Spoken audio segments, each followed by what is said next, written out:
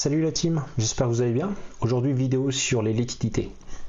Alors les liquidités c'est ultra important, c'est la clé de tous les concepts ICT, tout part de là. C'est d'où est-ce qu'on vient et où est-ce qu'on va. Alors une liquidité, elle sert à deux choses. Dans notre cadre à nous, on va dire, elle sert uniquement à deux choses. Soit c'est une prise de liquidité et le prix se renverse, soit ça peut être une zone de support qui va propulser le prix. On va prendre quelques exemples sur le graphique.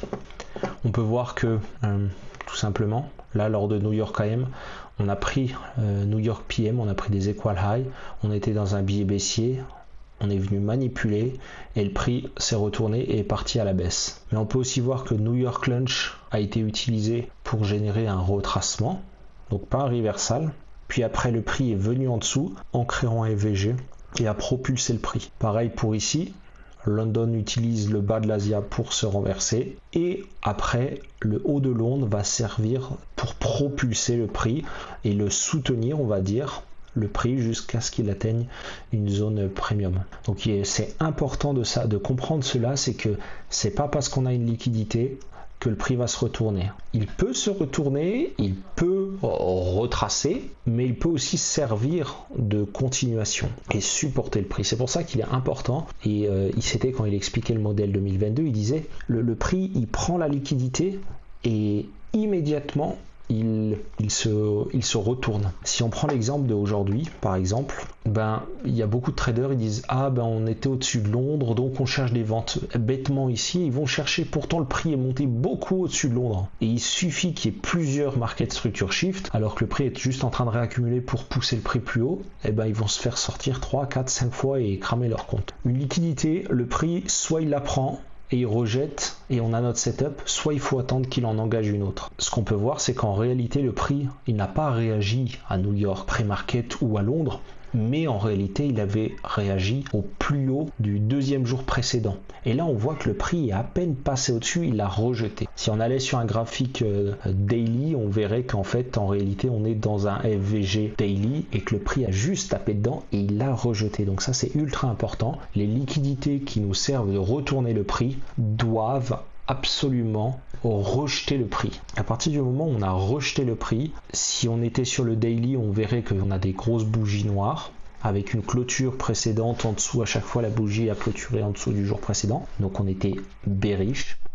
Donc le prix a pris une liquidité, des liquidités, mais une particulièrement qui était le jour, 2 jours avant, l'a rejeté. Et là, quelle est la deuxième condition? C'est d'avoir des belles targets. Qu'est-ce qu'on avait comme belles targets? On avait à l'opening, le prix a échoué de passer sous Londres, et donc ça c'est des très belles targets, les equal low ou relative equal low comme ils les appellent ICT. Ici déjà on avait des equal low, mais ici on vient compléter cela. Le bas de Londres, là où beaucoup d'acheteurs ont mis leur stop loss juste en dessous de Londres en se disant Londres a propulsé le prix, donc c'est la nouvelle structure, donc le stop loss, leur stop loss, ils sont tous là derrière. Et le bas de la session asiatique. Alors une session asiatique, lorsqu'elle est hyper directionnel comme ça, en général c'est comme n'importe quelle session, c'est pas vraiment, les liquidités sont moins propres, sont moins intéressantes à chercher que lorsqu'on a des doubles tops comme ici. Mais nos trades doivent doivent avoir une target récente probable. Voilà. Et une fois que le prix a pris ses liquidités, on ne doit pas passer notre temps à chercher, dire parce qu'on a pris l'Asia low, le prix va forcément retracer. Oui, il peut retracer, mais en général, les mouvements de retracement, c'est des mouvements il y a des petits FVG, le prix respecte très peu les FVG, je vais le mettre en une minute, ou alors créer des grands mouvements, on va dire, et on n'a pas le temps de se positionner. Si vous regardez ici, le prix, il tape dans notre FVG, le prix rejette le FVG, prix la liquidité rejette, et on voit qu'après, une fois qu'il est parti, qu'il commence à partir, qu'il a fait son cycle de retournement, ici on avait un SLT, tous les FVG sont très peu remplis, et le prix pousse. Alors que ce qu'on voit, c'est qu'au retour, lorsqu'on est en train de retracer, déjà on n'a pas une belle pattern de retournement. Ici le prix monte agressivement, il y a 3 bougies, 3 EVG qui se suivent, on a du mal à rentrer dedans, on ne sait plus si on doit rentrer là et notre stop loss doit être juste en dessous de celui-ci, juste en dessous de celui-ci, et on a un RR éclaté. Si on compare à ici, le RR que l'on avait potentiel, notre entrée juste là, volume imbalance, donc ça fait partie du EVG, le prix tape dedans et après il propulse le prix. Et souvent il y a des traders qui vont dire on a pris une liquidité, non, le momentum là à ce moment là il était baissier, on était en pleine phase de distribution et on le voit bien.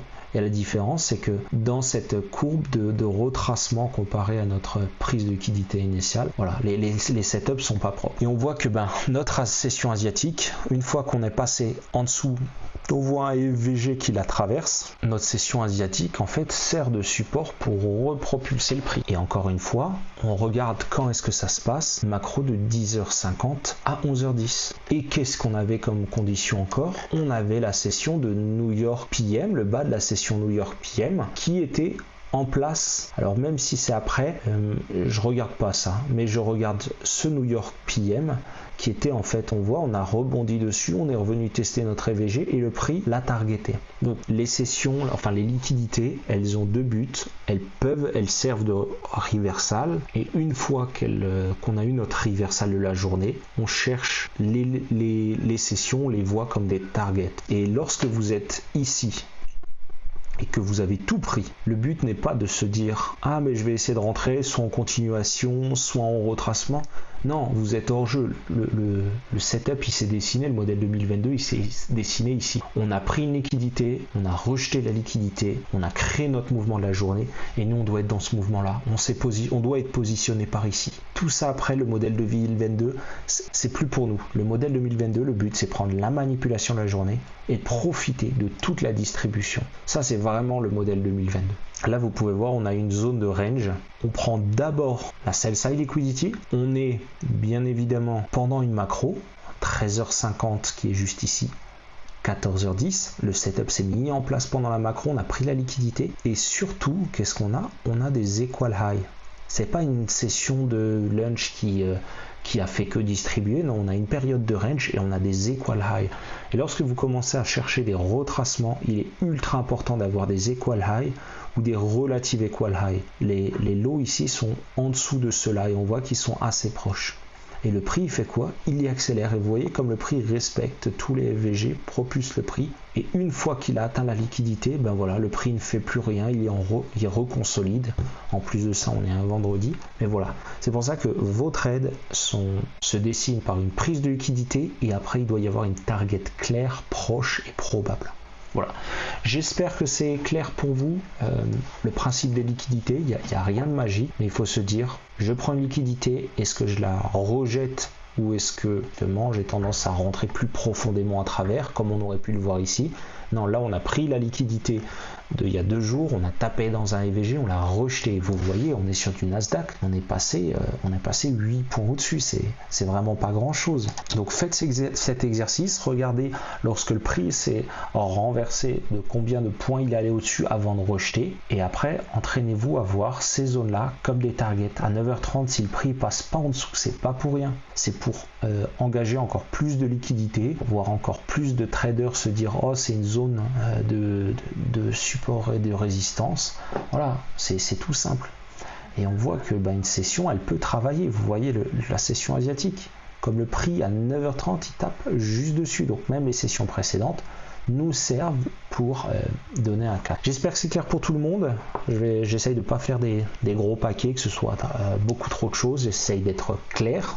Et demain, je reviendrai vers vous sûrement avec une autre vidéo. Je vais essayer de vous refaire ça encore pour essayer de les enchaîner assez rapidement. Laissez-moi un commentaire, mettez des likes, posez vos questions pour que je puisse les intégrer dans les prochaines vidéos. Sur ce, je vous dis à demain. Ciao!